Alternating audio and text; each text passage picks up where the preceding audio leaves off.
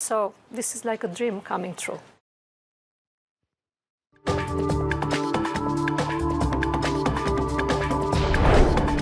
داوانباری êrîşa li ser navendê keltûriyê Kurdan li Parîsê gotiya lêkoleran nijadperstî handerê tawana wî bû. Piştî sal û nîvan Komîteya Lêkolînan di êrîşa li ser Kongresê Emerîkî de encamên dawî radgehîne. û Kristyanên seranserî cîhanê cejna Kirismesê bi daxwazên aştiyê pîroz dikin.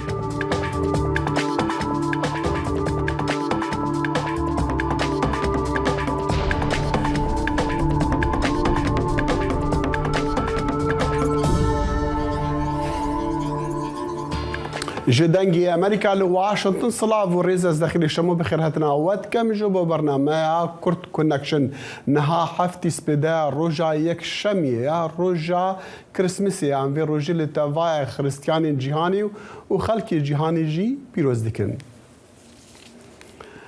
Ew zelamê Fransiyê teqal li navendê keltûriyê Kurdan li Parîsê kirî û sê kes kuştîn gotiya lêkoleran ku ew nijadperstiya jê derekî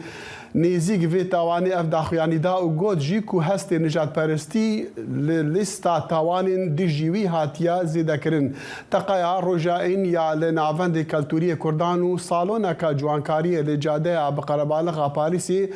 ku cadeya piraniya civaka Kurdan lê dicive tirs û lers peyda kiriye û bûye sedema ku çendîn rojên neraxetiyan jî jê wek encam derketine. Duh şembiyê de dwerê giştiyê Parîsê li demê zîndankirina wî tawanbarî dirêj kiriye û gotiye jî ji bilî tawanên kuştinê sedemên nijadperstiyê jî li tawanên dijî wî hatiye zêdekirin. Li gor daxuyaniya Encûmenê Demokratîkiyê Kurdan li Fransa kuştî xanimek û du zelamın. Niha jî xanim Bêrîvan Firat berdevka Encûmenê Demokratîkiyê Kurdan li Fransa ji Parîsê bi me re ye ji bo ku em bizanin ke îro çi çê dibe. Bêrîvan xanim roj baş saziyên hikûmeta Fransî dibêjin nijadperstî handerê wê êrîşê bû. Lê gelek lahanên Kurdan dibêjin ku Tirkiye li pişt êrîşê bûye. Hûn çi dibêjin? Çi tiştên nû heye piştî wan du rojên wê êrîşê? Bi rastî nizanim jê agahdar duhu êvarê ev zilam ji hapîsxanê yani bin çavan derxistin û birin servîsekî psîkiyatrî çünkü dibêjin psîkolojiya wî xerab e û gerek ev ber destê doktoran û hekîman derbas bibî carek di biryar bidin ew dikarî bin çavan da bisektinî yani hevlêkara soruşturma wî dikarî berdevam bike û na. Yani ev jî tiştekî ji bo me Kurdan qebûlkirina wî pir giring e. Çünkü ev zilam bi xwîn sarî hatiye heta berderiyê navenda me ji wê dera du kes kuştiye pişta çûye nav restorantekê Kurdan yek kes ji wê dera kuştiye pişta jî 150 metre meşiye çûye nav kuaförek yani ku yê cî ku pora çêdikin yê dere jî agir vekiriye ser Kurdan lûra çeka wî neşxulandiye müşterî û müvekkilê wê dere xavitine ser wî û ya deststrês kirine. Bêrîvan xanim li gora tu dibêjî ku dadwar diyara ew azad kirine yan li cihekî dî ji zindanê derxistine diyara li gora peyamên ku niha me hene diyara dadwar hukmê yan biryara ku demê dirêjtir daniye li zindanê de bimîne. Tiştekî setune doho yani doktor juya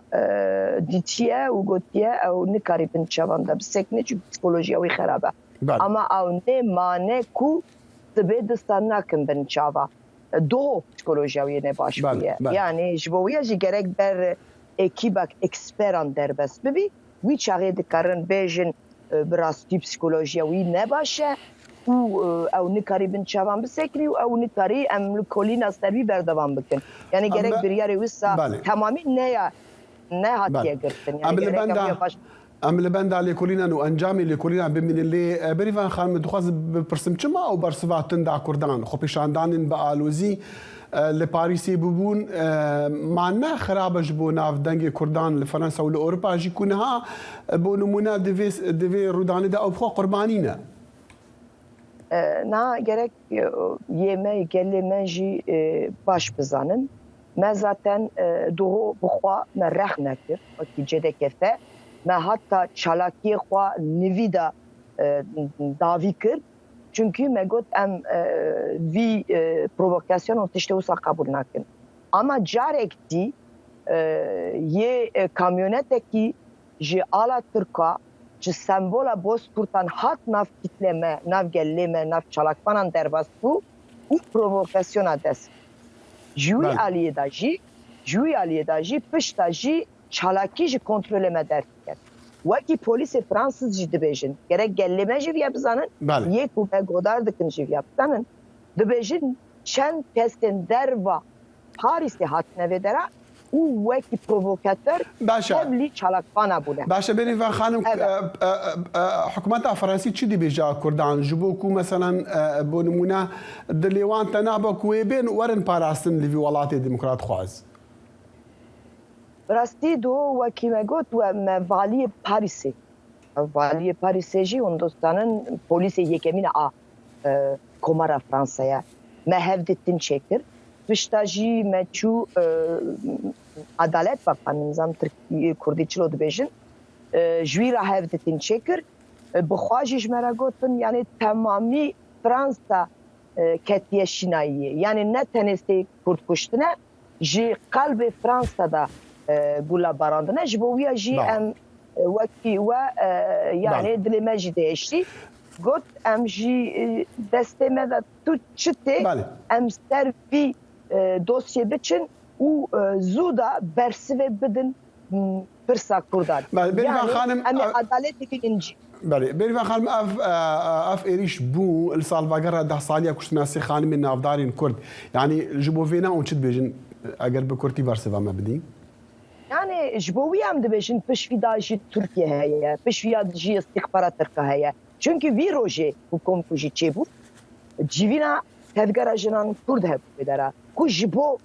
amadekariya çalakiyê nehe çilê yani ev komkujiya û Sakine Can Sultan Doğan Leyla Şahin Lemez hatin qatil kirin amadekariya wî komkujiyê dikirin ji bo wî jî ji bo pirsgirêkê tîren û tiştê wisa hebû civînê xwe saetekî avitin saetek derengiyê de eger ji saetê xwe de ev civîn destgerî bû wî çaxê ne tê kes belkî pêncû kes şehîd diketiyan yani ji bo em dibêjin tiştekî amadekariyekî pir mezin heye pişvî da ne karê yek zilamekereye û nijat perest e ez dixwazim vîya jî bêjim gelekî yani eger bi Kurdî Berivan xanım bi Kurdî tikaye fermû ez Kurdî bêjim ev zilam nijat perest e wîya qebûl dike ji bo wîya jî ketiye hepstê zaten hepstê de salek derbas kiriye fakat hemû biyaniyan hez nake çilo ji dikevî hapîstê derdikevî dibêje ez Kurdan hez nakim polis ve gotiye ez Kurdan hez polis ve gotiye ez derketime Kurdan bikuşim ji bo wîya jî gerek bana hemû em bigerin û bersiva vîya jî devlet spas ji bo demê te Berivan Frat berdevka Encûmenî Demokratîkê Kurdan ji Parîsê bi me re bû gelkî spas dem baş were دەنگی ئەمریکا سەرچاوەی متمانە پێکراوی هەواڵ و زانیاری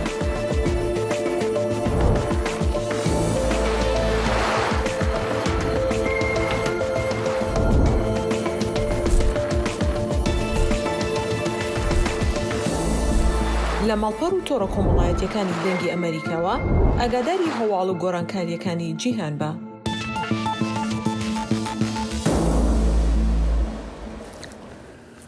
هاوکاتی تێپەربوونی 100 ڕۆژ بەسەر کوشتنی ژینە ئەمینی لە زیندەنەکانی پۆلیسی ئاکار لە تاران و لە کاتێکدا کە خەڵکی جیهان شاهی کرسمس و سەری ساڵی نوێ پیرۆز دەکەن کە سوکاری زیندانکراوەکان داوای ئازادکردنی خەڵکی بێتاوان دەکەن. زۆربەیان نازانن خۆشەویستەکانیان لەکوێ زیندان کراون، بەڵام بەپێی چەندین سەرچاوە زیاتر لە چل لە چالاکوان و کەسانی بەناوبانگ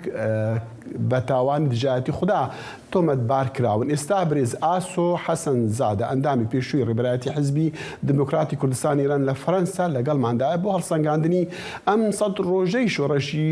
ژنان لە ئێراندا. کاک ئاسۆ زۆر سوپاسی کاتی جەناب دەکەم. چۆن ئەم 100 ڕۆژەی شۆڕەشی ژن ژیان ئازادی لە ئێران هەڵدەسەنگێنی؟ سپاس کاک دەخێن بۆ جەنابێت و سڵاو بۆ بینەران و گوێگرانتان و سڵاو لە خەبات و خۆڕاگیری سەرفرۆژەی خەڵکی ڕۆژهەڵاتی کوردستان بە تایبەتی و سڵاو لە جیانی پارتی شەهیدەکانمان لەو ماوەیەدا کاتێک پرسیاری 100 ڕۆژ دەکەین عادەتەن دەزانی لە پەیوەندی لەگەڵ کارنامەی مەسەلەن حکوومەتەکان کە دێنە سەر کاشتی وا دەپرسرێ کانێ ئەو 100 ڕۆژە چۆن هەڵەسەنجێنین کە دەڵێن 100 ڕۆژ معنای ئەوەیە ئەوە دەستپێکە هەڵسەنگاندنی دەستپێشێکیە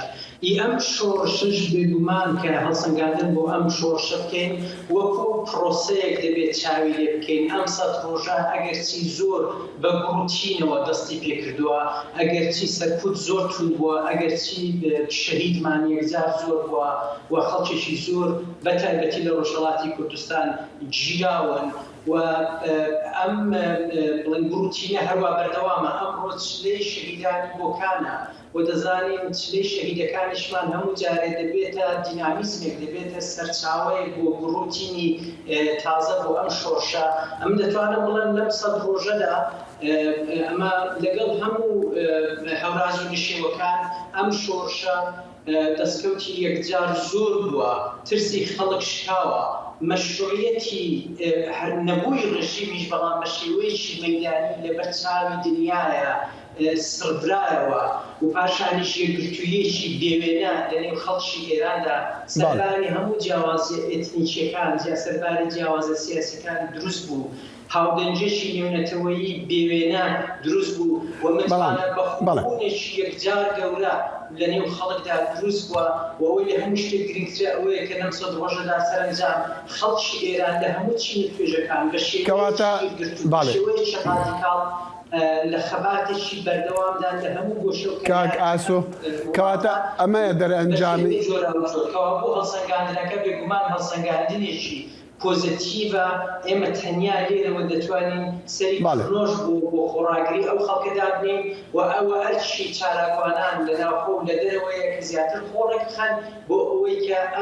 ئەم جارە ئیدی چارەنووسی ئەم ڕژیمە نێگریسەیەک لا بکرێتەوە. کاک ئاسۆ ئەمە وەکو گوتمان دەرەنجامی ئەو قوربانیانە بەڵام خۆمان دەزانین ئێستا چەند کەسێک ڕوبەڕووی حکمی ئەعدام دەبن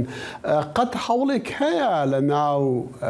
کۆمەلگای نوێنەتەوەیی لە ناو پشتیوانانی خەڵکی ئێران و شوڕەشی ئێراندا بۆ ئەوەی ئەو خەڵکانە ئازاد بکرێن خۆمان لە دەنگ و باسەکانە دەبیستین هەوڵی خۆکوشتنیاندا ئەوانە هەوڵی خۆکوشتنی خۆیان داوە یانش وەکو بڵێن ڕوبەڕووی حکمی ئیعدام دەبن بە تاوانی ئەوەی دژاتی خوا ینی هەوڵێک هەیە بۆ ئازادکردنیان بۆ ئەوەی ئەوانە ڕزگار بن لە وەزعە ئمە دەزانین کە ڕژیمی کوماری ئیسلامی لە ماوەی ئەو نزیک بە 44 ساڵەدا لە ڕاستیدا هەمیشە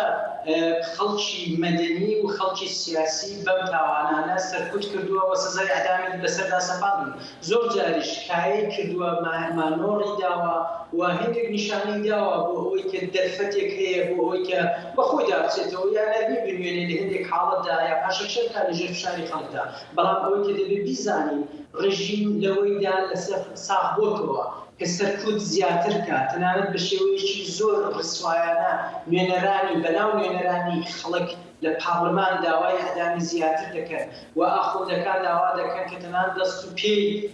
خۆپێشاندەران ببڕێکەوە بۆ سەرکوتەکە بەردەوام دەبێت نابێت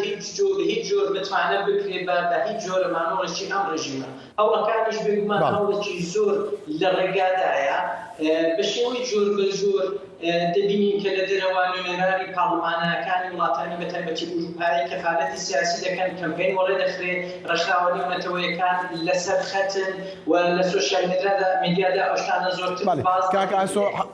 دەکەن. عەرزی جەنابەت بکەم بۆی بەڕوونی پێت بڵێم بۆی ئەو ئەعدامانە پێشیان پێگیرێ یا پاشەکشە بە ڕژیم بکرێت تەنیا و تەنیا بەیەکگرتنی زۆرتری دیاسپۆرا و هێزە سیاسیەکان و سیاسی لەسەر تاسەری ئێران و بەتایبەتی لە کوردستان و لە مەیدان دامانەوە و هاتنە مەیدانی زیاتری خەڵک بۆ چۆنەکەت گەیشت کاک ئاسۆ ئەم جانانە ڕزگار دەکرێت بۆ چۆنەکەت گەیشت کاک ئاسۆ هیوادارم لە داهاتوودا زیاتر کاتمان هەبێ لەسەر ئەم بابەتە قسە بکەین برێز ئاسۆ حەسەن زادە ئەندامی پێشووی ڕێبەراتی حزبی دیموکراتی کوردستانی ئێران لە فەرەنسا لەگەڵ دەنگی ئەمریکا بوو زۆر سوپاس. کۆمیتەی ئەنجومەنی نوێرانی کۆنگرسی ئەمریکا کە لێکۆڵینەوە لە هێرشەکەی 6 مانگیەکی 2021 بۆ سەر کۆنگرس دەکاتن دوای ساڵ و نیوێک لێکۆڵینەوە لەگەڵ زیاتر لە 1000 شایەت حاڵ ڕۆژی پێنجشەممەی ڕابردوو راپۆرتی کۆتایی دۆزینەوەکان بەڵاوی کردەوە. ئەنجامی راپۆرتەکە ئەوەیە گوایە دۆناڵد ترامپ سەرۆکی پێشووی ئەمریکا ڕۆڵی سەرەکی هەبووە لە هاندانی هەوڵی لە ناوبردننی ئەنجامەکانی هەڵبژاردننی سەرۆکایەتی ساڵی 2020.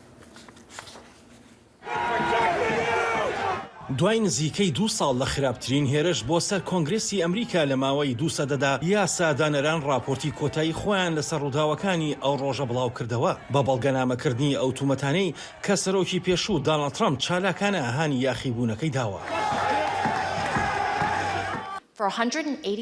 بۆ ماوەی 187 خولەک پابەندبوونی دەستوری خۆی پشتگوێ خست بۆ ئەوی ئاگداری ئەوە بێت کە یاساکان بە دڵسۆزی جێبەجێ بکرێن. لە کاتێکدا چەند مانگێک لێکۆڵینەوەی لەسەر دەکرێت ئەمەش لەبەر ئەوەیە کە ئاژاوە گێڕەکە ئاوایان دەخواست ئەوەی سەرۆک ترامپ ویست بووی بۆ ئەوەی ڕێگری بەهێز لە گواستنەوەی ئاشتیانەی دەسەڵات بکات بەهێز.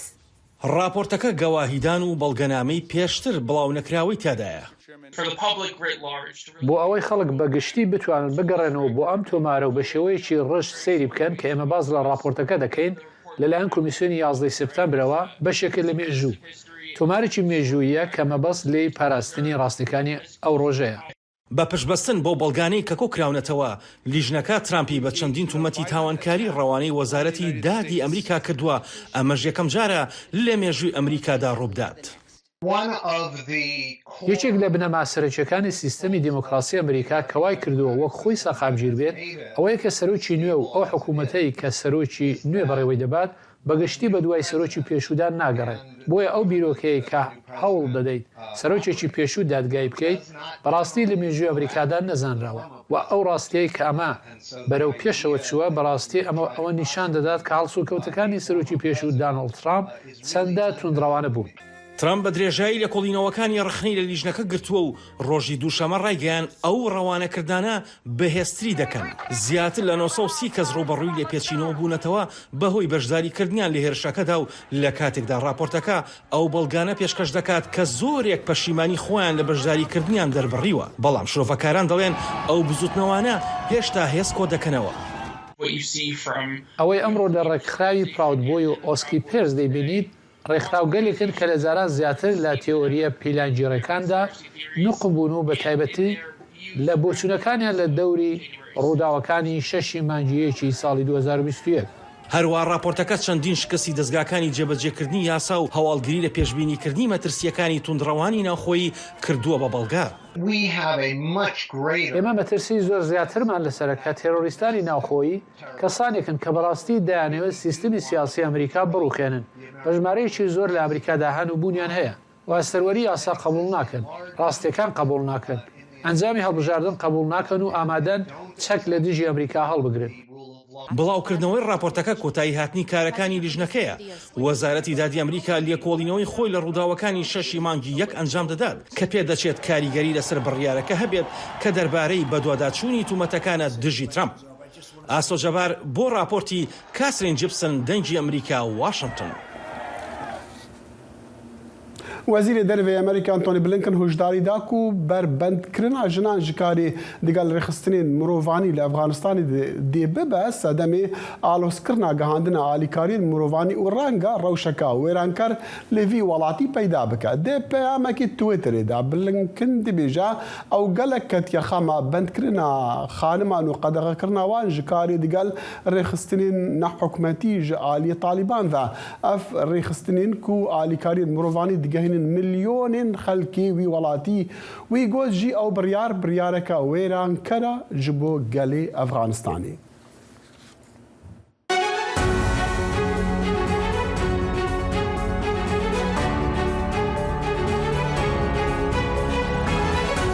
واشنگتن بەنامەیەکی هەفتانەیە لە بەشی کوردی دەنگی ئەمریکاوە ئامادە و پێشکەش دەکرێت. من بەڵێن ساڵح هەموو ڕۆژانێکی هەینی لەگەڵ پسپۆڕاندا تاوتوێی گەرموگورترین بابەتی ڕۆژ دەکەین لە پەیوەندی بە سیاسەتی دەرەوەی ئەمریکاوە. لەگەڵمان بن.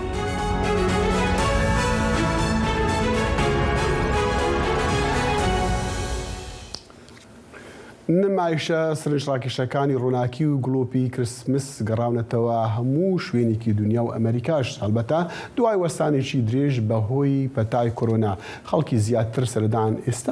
سەردانی نمایشە گەورەکان دەکەن. دەنگی ئەمریکا سەردانی یەکێک لە گەورەترین نمایشی کریسمس دەکات کە بە دروستکردنی تەکنۆلۆژیای پێشکەوتوو بەکارهێنراوە.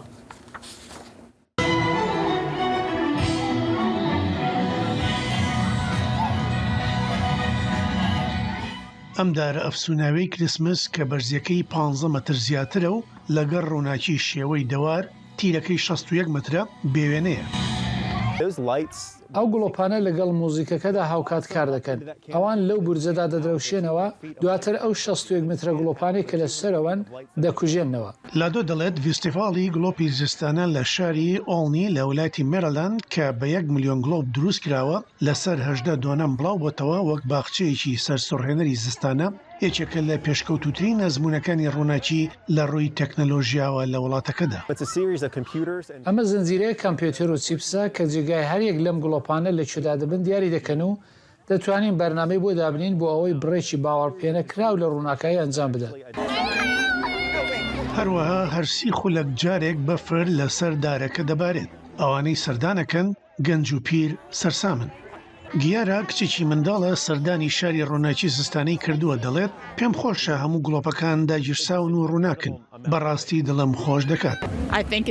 پێم وایە بەدڵنیایی و مەبەستەکە پێکاوە هەر بۆیە هاتوین. ئێستاوە هەز دەکەی جەژنی کریسمسە لەگەڵ هەموو میوزیک و خەڵق کە لە کەش و هەوای سەردا بە دەرویدا دەسوڕێنەوە. ئەمە زۆر دڵگیرە. شاری ڕووناکی زستانە 14 ئاگردان و هەروەها ڕێڕەوێکی زیاتر لە 2 کیلۆمەتر لە نمایشکردنی گڵۆپی کریسمس لە خۆ دەگرێت لەسەر ڕێگەی ناودارستانەکەدا. بۆ یاخکردنی دەموچاو بۆ منداڵان و کێکی تایبەت ناسراو بە بەفر بەسەرداباری و کە زۆرترین خواستی لەسرە بۆ خواردنی لەم جەژنەدا و زۆر تایبەتە. ئەمە بەفربارینەکەی ئێمەیە 2 کێک لەسەر 1 2 توینکی 3 ئۆریۆی سوورکراو شیرینی ئارد وەک بەفر کالۆری زۆر ئەمە بەتامە. مایکلادۆ دەڵێت ئەوەی ئەم فیستیڤاڵە ڕووناکی بێوەنە کردووە ئەوەیە کە لەگەڵ هەموو شوێنە سەرنجڕاکێشەکاندا دۆستی ژینگەیە. هەموو ئەو شتانێکی دەیبینین لەسەر چوارچەوەی ئەلومینیوم دروست کراوە کە بەڕاستی کارێکی گەورەیە چونکە ویستمان دڵنیابین لەوەی کە شوێن پێمان کەم دەکەیتەوە بەڵام لە سەروی ئەم چوارچێوانەدا گڵۆپێکمان بەکارهێناوە وزەی کەم ڕادەشێشێت. ئێمە لە ڕاستیدا ئەوەندە هێز ناچێشین کە ڕەنگە لە گڵۆپێکی باودا هەیە. بۆ زۆرێک لێرە لە کەنارەکانی ڕۆژهەڵاتی ئەمریکا ئەزمموی ڕووناکی سیحراوی ڕۆحی ڕاستەقینەی جەژن دەردەخات دوای نزیکەی 3 ساڵ لە پەتای کۆڤید. و کریستیانەکانی کەرکووک لە ساڵیادی لەدایکبوونی حەزرەتی مەسیحدا جەخت لەسەر پێکەوە ژیان و ئاشتی دەکەنەوە. هۆکاری کۆچکردنی خێزانە کریستیانەکانیش بۆ شەڕ و گەندەلی و خراپی دۆخی عێراق دەگەڕێنەوە. دڵشاد ئەنوەر پەیامی دەنگی ئەمریکا لە کەرکووک ئەم راپۆرتەی ناردووە. کریستیانەکانی کەرکووک لە ساڵیادی لەدایکبوونی حەزرەتی مەسیحدا و لە میانی پێشوازیکردنیان لە پێکاتەکان جەخت لەسەر ئاشتی و پێکەوە ژیان دەکەنەوە. پۆل لە پێکاتەکان سەردانی کاتدراییەی کلدانیان کرد و پیرۆزباییان لە کریستیانەکان کرد. هجرای كان طبعا زحمة بوا العراق تعديان كان بو مسيحكان ضغطي هبول مسيحكان بياون محترما يعني حزيا وطنيا زۆر لە عێراقە. بە پێی وتەی کریستیانەکان کەرکووک لە ئێستادا 3000 خێزانی کریستیانی تێدا دەژی. پێشتر ژمارەی کریستیانەکان زیاتر بووە لە کەرکووک بەڵام بەهۆی دۆخی خراپی عێراق کۆچیان بۆ دەرەوەی وڵات کردووە.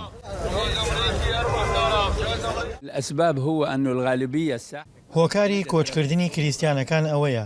زۆربیان کاروباری خۆیان ڕێک ناخەن، دابەشبوونی خەڵک و شەڕ و هاتنی داعش و هەژاری گەندەڵی کە ترسناکترە لە داعش هۆکاری کۆچی کریستیانەکانە.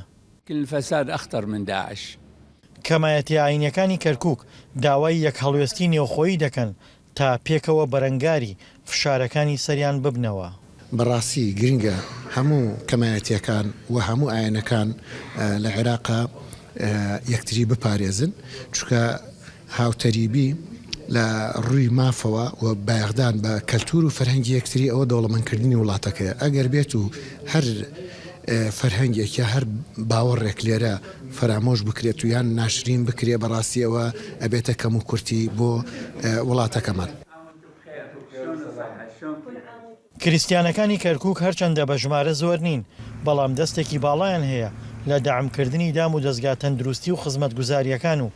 ساڵانە بوجە بۆ ئەو مەبەستە تەرخان دەکەن. دڵشاد ئەنوەر، دەنگی ئەمریکا، کەرکووک. ئایا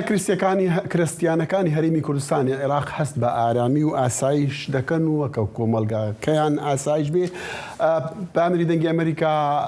دڵشاد ئەنوەر و سنوور کەریم پامری دەنگی ئەمریکا لە سلێمانی هەردوو لەگەڵمانن ئێستا با جاری یەکەم بچینە لای کاک دڵشاد راپۆرتەکەمان بین دەستەکان خۆش. ئایا خەڵکی کریسیانی کەرکووک هەرچەندە ژمارەیان کەم بووتەوە ئێستا لەم چەند ساڵانە هەست ئەکەن بە ئارامی هەست ئەکەن بە کە کۆمەلگاکەیان ئارام و ئاشتی هەیە؟ دەخیل دیارە من هەمان ئەو پرسیارەی کە بەڕێزت ئاراستەی منت کرد من ئەمڕۆ لە دکتۆر یوسف تۆما سەرۆکی ئەساقیفەی کریسیانەکانی کەرکووک و سلێمانیم کرد ئەو باسی لەوە کرد کریسیانەکانیش هاوشێوەی هەموو هاوڵاتیەکانی عێراق و هەرێمی کوردستان بە پێکاتە جیاوازەکانەوە هاونیشتیمانین و باسی لەوە کرد کە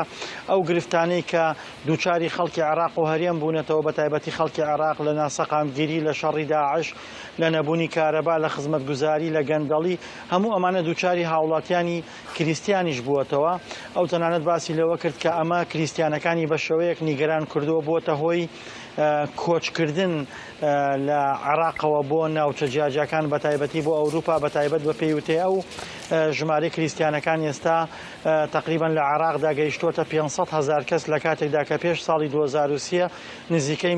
ملیۆن و نیوە کریسیان لە عێراقدا هەبووە. ئەو باسی لەوە کرد کە هۆکاری خراپی دۆخی کریسیانەکان و هاوڵاتیانی تریش بەعام لە عێراق و هەرێمی کوردستاندا وای کردووە کە خەڵک کۆچ بکات و کریسیانەکانیش بەشێکن لەو خەڵکەی کە بەو دۆخەنە ڕازین کە لە عێراقدا هەیە بۆیە بەشێکی زۆریان بەم دوایانە ڕویان لە ئەوروپا و وڵاتانی دەرەوەی عێراق کردووە. سنوور حەزم دەکرد بزانم کریسیانەکانی خەڵکی سلێمانیش کە زۆرن و هەموو ساڵێک ئەم جەژنە دەکەن و هەڵبەتە جەژنی سەری ساڵ ئایا ئەوانە تا چەندێک هەست بە ئەمان و ئاشتەوای دەکەن لەو شارەدا؟ بەڵێ دەخی لەم کاتتان باش طبعاً پێچوانی قسەکەی کاک دڵشاد من ئەم شەو لێرە بەشێک لە کریسیانەکانم دواند بەبێ قسەی ئەوان بێ تەنانەت بە قسەی قەشە ئەیمەن کە قەشەی کەنیسەی ماریوسفە لە شاری سلێمانێکێکە لە کەنیسە گەورەکان لە شاری سلێمانیە دیارە ڕەتی بەو ئەمانە هەیە ڕەنگە ڕەتی بۆ ئەمانە هەبێکە لە شاری سلێمانیا بەدیەکەوە بە ئەوان بە منیان وت کە لە سلێمانیدا هەست بە ئەمانەکەن هەست بە هیچ جیاوازیەک نەکەن لەگەڵ مسلمانان و مەتەوەکانی تردا واتە بە ئاشتی و تەبایی و برایەتی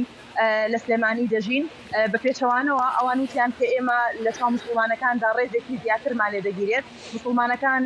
وەکو برای خۆیان تەماشامانەکەن لە بۆنە جیاوازەکاندا دێن سەردانمانەکەن هەر ئەمڕۆ بەرەبەیانی ئەمڕۆ لێم کەنیسەی کە من ئێستا لە کەنیسەی ماریوسفم لە شاری سلێمانی ئەوان لێرە دانیشتبوون و پێشوازیان لە برا و خوشکە مسلمانەکان دەکرد و واتە خەڵکی مسلمان دەهاتن لەگەڵ نەتەوەکانی تریش هەتا داهاتن پیرۆزباییان لێ دەکردن. دەخیل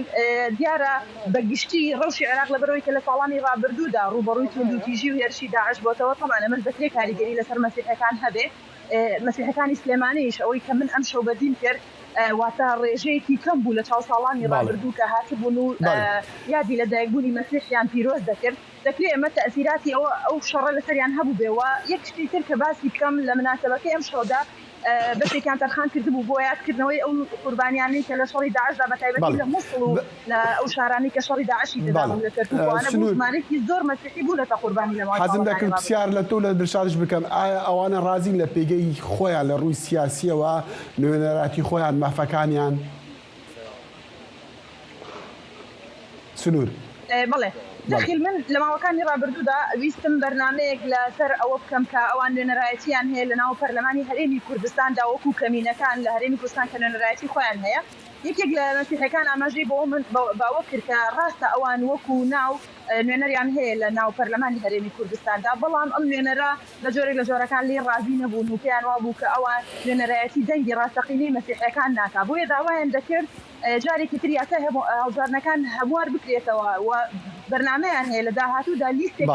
پێشکەش بکەن وەکو مەسیحەکانی شاری سلێمانی کە تا ئێستا لە مێژووی پەرلەمانی هەرێمی کوردستاندا هیچ کاتێک نوێنەرایەتی خەڵکی سلێمانی نەچۆتە پەرلەمان، بۆیە دەکرێت لە هەنگاوی داهاتوودا مەسیحەکانێک لەو هەنگاوانەی کە هەڵی دێنن ئەوەیە کە بیانەوێت بە ڕاستەقینە نوێنەری خۆیان بخەنە ناو پەرلەمان و حکوومەتەوە. هەمان پرسیار بۆ کاک دڵشاد،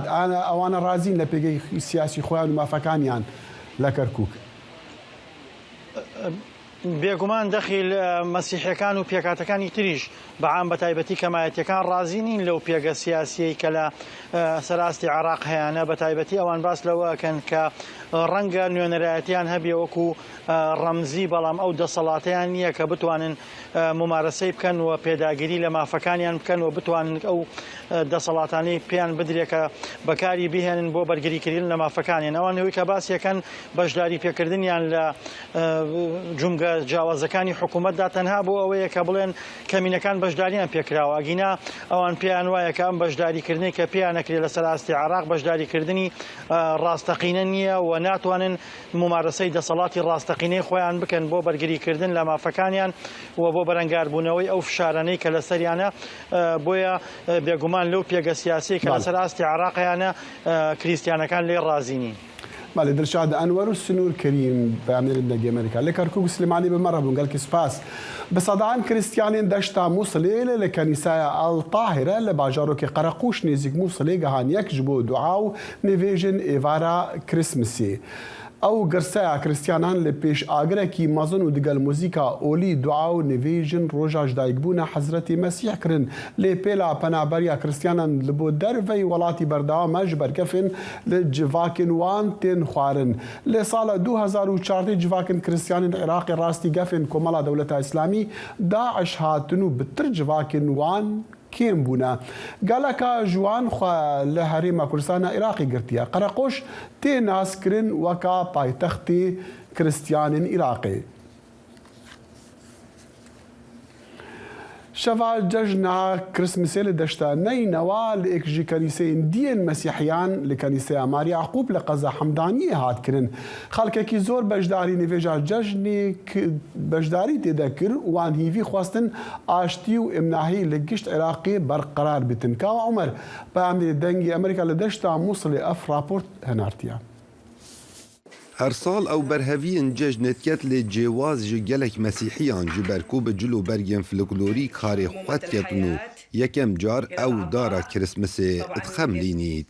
Hena xelka qeza hemdaniyê ye li deşta neynewa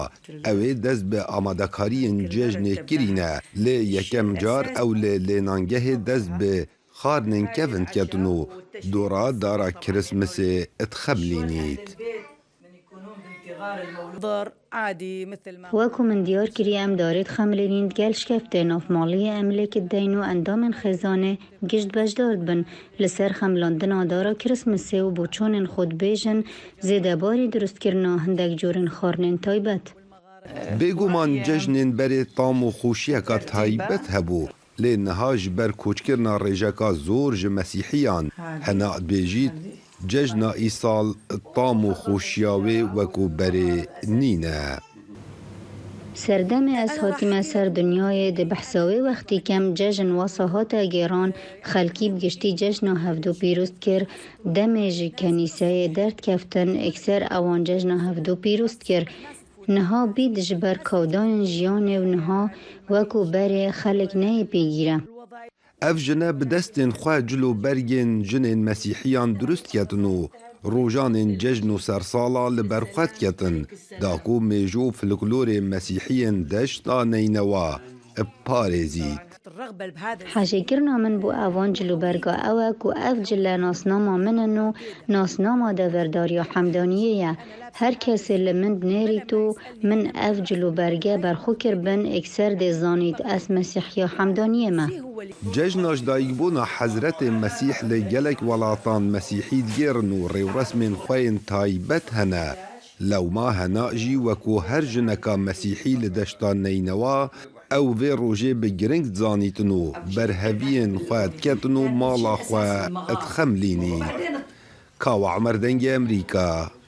دشتا نينوا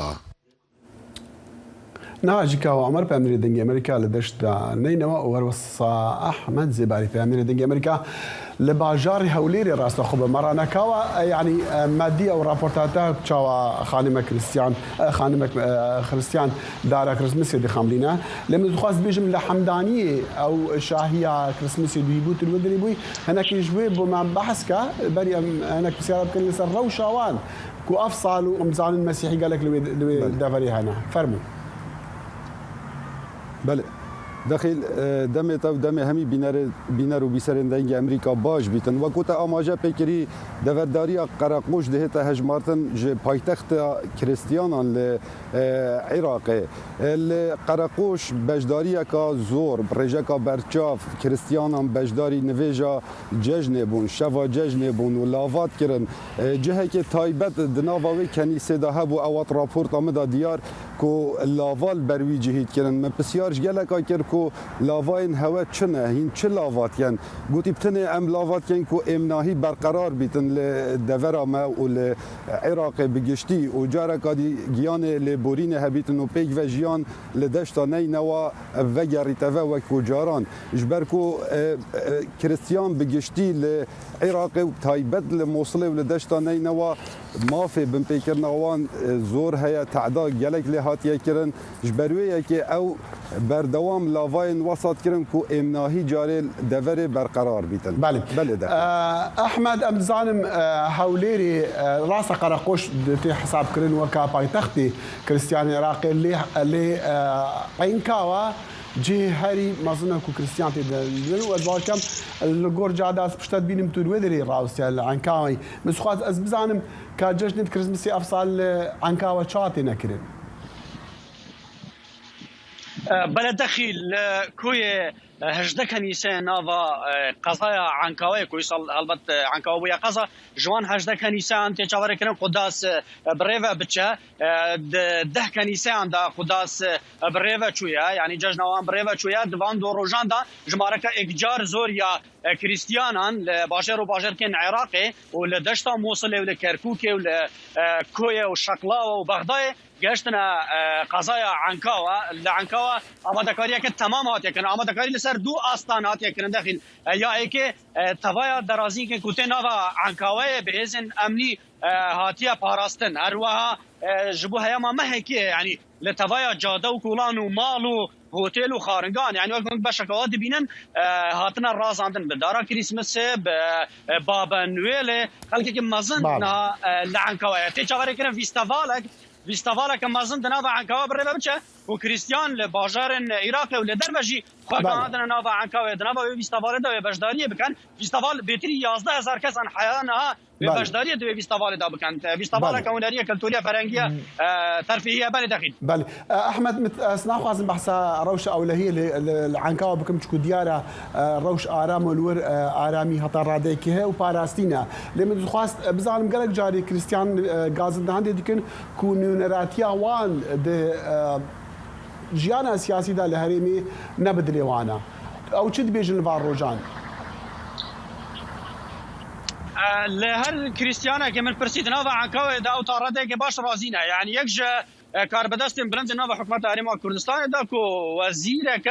انو جوار وزيرك كريستيانو خلك باشارك عنكاوي وجمارك برلمانتار انا وجمارك كاربداستن دن انا يعني راس قال قاي مقامي وان اخفت ما عنكاوي بحثا روشا خو روشا كريستيانا روشا نافا عنكاوي يعني بحث كر داخل الجوري وانا اقاين كو قاشتينا من مجموعه 120,000 كريستيان كو سردانا هرما كردستان كرنا باش كمان سردانا عنكاوي كرنا جوان اواران ما بس من يعني اوار نفا قريان نفا عنكاوي ما انا مقول برشار روشا اواران كر روشا وان كان فاكر قلت كان باك عنكاوي نما تو كان ما يعني بيجن اف اواري كريستيانا لعنكاوي وكو خلق كدنيا عنكاوي شار خاطر بس جبر درفاتين كار ابونا درفاتين كار جبر استقرار وامن واسايش جبر ابونا بزمان خلق عنكاوي داخل از خاطر كيفاش يعني عنكاوي انها بويا بديله چونا کریستیانن بدیل چونا کریستیان جو در ولات اللي يعني كاردسن كريستيان دبيجن خلق بلتي قاشتم احمد قال لك سباس واخد بالك يعني ايه كريست من خاص قال كاواي بحسي مثلا اولكاري وابن هياوان بك بجزاني العراقي قال لك مثلا هر بحسي بالاستناوان او الهياوات يكونوا موصل جهكي هري خطر جبوان او شد بيجن كاوا افصال فان روجن كريسمسي داخل وكو هفكار ما احمدي بسيار قال لك كريستيانا دفرداريا قرقوش تانو که دور به تمامی نهات یا آرام کردن یعنی کریستیان هر جو خود ترسن یعنی جنکا به تمن ل جهه که تایبت و کم آماجه پیکری جهه نویجا بو لاوات کردن مگوته دای اوت لاوا بو چت کی گوتی کوره من اول زیادتری 10 ساله سایق شوفر سیاره کا بال هلگیر بو برف موصل چویا تا نهو نوگریایه جبرویه که کریستیان بگشتی لدشتانه نواد اول بندس حالاتا حکمتا ناوندی و تانو که نت آرامن یعنی ترسک دلی وادا هیا كاوا عمر بأمير دنجي أمريكا دشنا مصلي وأحمد زباري بأمير دنجي أمريكا جهوليري بمربون قال كي سباس لباجار قامش لوجي هالبد هابونا كريستيانا قال كي ديارة وقال كي ديارة كوري ورسمين خوا بشيوين ريكوبيك لور ديك النها زانا عمر بأمير دنجي أمريكا قامش لو أو بمرة أم بزعمين كو أوججنا كريسمسي تشاوا تيب ريفابرين بتايبت جدوي إيفاريا كريسمسي بو إيلو روجا كريسمسيا وكريستيان ويدري قال كي جرينجيه بفيرو جديدا وقال كي شاهي اللي قامش له ديار دبل فيرو جيكاوا ببورا زانت كانتش مره بيجي بله دم باش جخوا ايرو لديرين سركل قامش له كريستيانا بري ورسمين اولي لدار خستن الكنيسه قيامه وكنيسه دنيا نافندا باشاري قامش له هجماره كبرمزن يا كريستيانين بكروج لاتي سوريا ابو خال قامش له ديمينن تفيغو هجماره وان بيشتي كريزا سوريا داكتي وهجماره كبرمزن جوان درب دربنا لي هين هجماره وان وهبونا وان قامش له دياره هجماره كدن لتربسبيه تخازن بالي بكشن سرفيا اوجي لكن جندن كريستيانا لتربسبيه غودو لنيزيكي يك جوان توبا كتبو لور ترس هبو لالدن لاليه التمرجي توب لنيزيكي باجير دي كيفن و تفي وانجي كريستيان تلتمري وتربسبيه وقامش له هروها باجار دن وك حسكي افروج بيروز كرون ري رسمي خو لدارستن بله بله زانم كريستيان ان سوريا بقشتي جي وان هاري من كردان قامش له مديتنا تربسبيه ابو نوان قال كي برشاذان قالك شو عند ارتكافن نها بلا دركتنا وان هاتي راوستاندن يعني جمال دوان هن كيما انا وكي يوم دبين الموصل الجهنديين عراقي بونمونا الشخوا هبونا وان لغوري جي ودفري هاتيا غهرتني اگر ام بيجن مليت التمري حيشتي صبي جندن تهريما تلتمري ين كريستيانا تابريه سوريا بالابونه لقامش له هجماره كبرمزن بربو ولاتين اوروبا كوش بربونه او دركتن هاتيا راوستاندن لي پیلن پرمزن د سالن د سپیکی آلوزیا سوری ده درکتنه جخوا درکتنه که پرمزن یا کریستیانا لتر بسپیه و دیری که جهبو او جی درکتن نها هجماره که هندک مایلی هجماره حری مزن نها لقامش له وحسكي هذا بله زعما يعني كريستياني ويدا بري بيكاتا كي قال كي جرينجي خالكي ويدا برينو وهالبد بجداري جيانا سياسي جيانا جواكي ده هيا وبيواندي نواجي قال كي باشو ناس بخوا اللي قامش له بما كان صاله ولا تربس بيجي اسمع ما ومن قال كي لجاجني دوان از بخوا امادبو ما يعني بيواندي توان قال كي باش بنا بهافرا لي مدخص ازوينا بزعلم يعني بيشتي فان غورنكاريا لسوريا او جهبونا خويا يعني جي خوي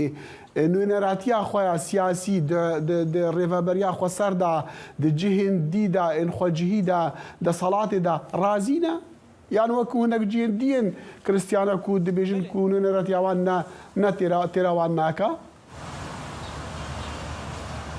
بله جخوا جواكا خريستيانا بالتواهيل باكو رجلاتي سوريا دا بشكرينه لسر سي بشان ملي سياسي ده پارتیین دناواری وبریا خسرد او بخواه پرانیا کریستیانانه دنورتیا من دناواری وبریا خسرد بده پارتیین سرکنه بشک دن او لگل اپوزیسیونه به ریا پارتیه که ویدرینه لی هجماره که دن آلیگری رژیم سوریه نه به تایبتی جواکا اولید ناف کریستیانا ده آلیگری رژیم سوریه نه هر دم ناکوکی در دکوین دنافبرا هر سو بشاده وقت گو ناکوکی سیاسی دنافبرا هر سی آلیین شر نافخوال لسوری هگر ام بناف اپوزیسیون ریوبریا خسر و رژیم سوریه لی تبیوی پار د نیسان ده د جشن اکیدو یا سرکه لگل سریانان او پارتی ناکوک دکاریبون به هفره یکیتیه که خواه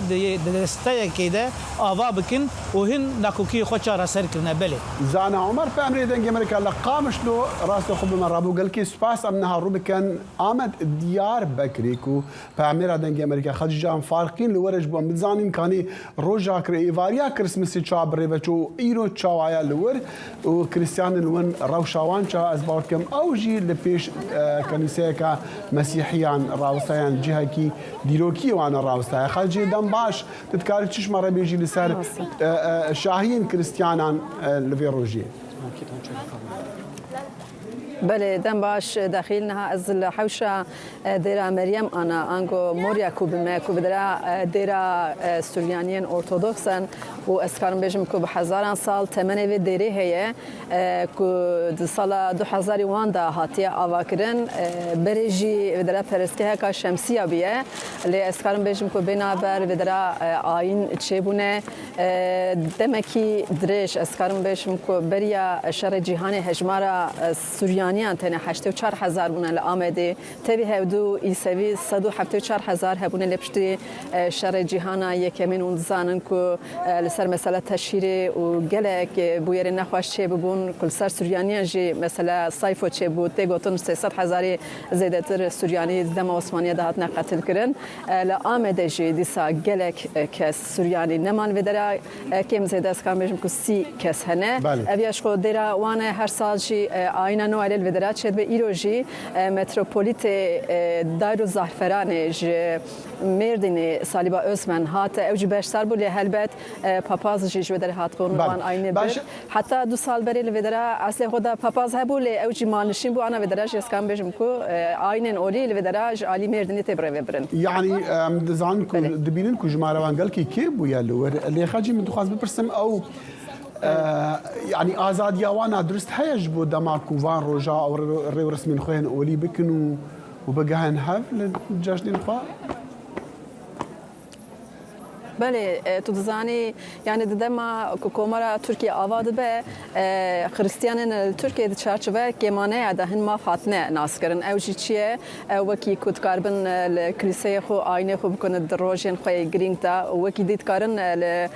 مناصر خو او کن پروردهی بدن زاروکی خو دوی چارچوبه دا هر سال آمده شی خریستیانتن ایرو مثلا از کارم بجم کل آمده هشمار زبار ناکم کو صدی زیادتر بن تيجوتن سي كسنة سورياني قاسي أو قاسي أرمني هنا أوجي إيرول فدرابون يعني أين خدا تيم بعد تطيبت وقت النوع لدا حتى أنا برسكريكشنا ب لدمي بوري جلك أذكر بيجم كبوير نخوش تشبيه بيرو حافظة واندجش خو أو مثلا زندينة هيشي باشا كنيشتين وأنا جبلي ويا كنا هلا عمدت الراوستاي ديار جهك آرامو تشتكل سر تنه لي جهندي ام دبي سنغالك جاري نه بتني لتركيا قالك جهندي كنيسة وديرين ان كريستيانا هاتنا داقل كرجالي هنا خلكا تشجالي بنافي اولي عم بنافي دولتي عم بنافي خلكي با او جهندين كريستيانا لدورو برن آمدي شاوانن باراستينا دستيوان دنا يعني يعني اسكارم بيجم كو تشي سالين داوود جلك ديري وان هات خراكرن هاتن خاندن شو تزاني كو هجمارك زيده يسوي كوتشين دربي ولا شكرن يعني مثلا ما بحساوي كر يعني بديا شر جهاني هم دبجن 174,000 يسوي لامده هبون باشي هجماران دا كت 30,000 همان روش يعني حميد روكا كومارا تركيا دا جدام كر براسي زختن جلك مازن سروان چبون پرانيوان او درفتنا ما كود كاربون جارنا مسئله اولیجی بجیبینش برای صدم پرانیان کوچ اروپایی کربون. لیدبان دمین داویدا کسین کل اروپایی بدگرن تایبت لدبرا میردینی لنافچه میردینی گلک مناسترو دری وان هنل و در آزادیه که هیه و لگنده خوشید کارم بجین لیل آمده هشمار گلک کم داخلی از کارم بجین کستجیت نینه يعني. قال كي سباس خجان فارقين في دنجي امريكا جا آمده براسو خب مرابو قال كي سباس بيشند جي امتين دماهيا برنامج ايرو يا كورت كونكشن بي فيا دمن خوش كوين روجك تایبت بو به کریسمس یا تا برنامه سبید گینیک اول داخل شما هیویا خوشی و شادی جوره دیکو خدا حافظ.